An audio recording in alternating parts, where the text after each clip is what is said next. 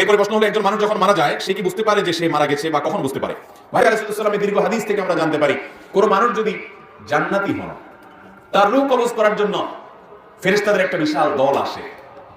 তারা এত সুন্দর করে আসে, উপস্থাপন হয় ওই লোকের সামনে যে তাদের আচার আচরণ, তাদের ওই লোকটাকে অভিবাদন জানিয়ে আখিরাতের জগতে নিয়ে যাওয়ার জন্য, ওয়েলকাম জানানোর জন্য আসার যে ব্যবস্থাপনা, দামি মূল্যবান পাত্র, রুমাল, সেখানে রূহ কবজ করে নেওয়া, সেগুলোর জন্য যে আয়োজন থাকে, এটা দেখতে দেখতে সে আল্লাহর বান্দা, নেককার বান্দা, ইমানদার মানুষটা, জান্নাতি মানুষটা হাসতে হাসতে তার রূহটা বের হয়ে দুনিয়া থেকে চলে যায়। অর্থাৎ খুব আনন্দের সাথে তিনি চলে যান।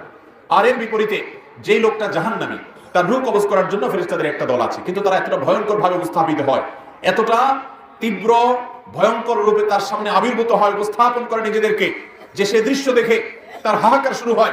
আশেপাশে মানুষগুলো টের পায় না, কিন্তু সে ঠিকই টের পায়।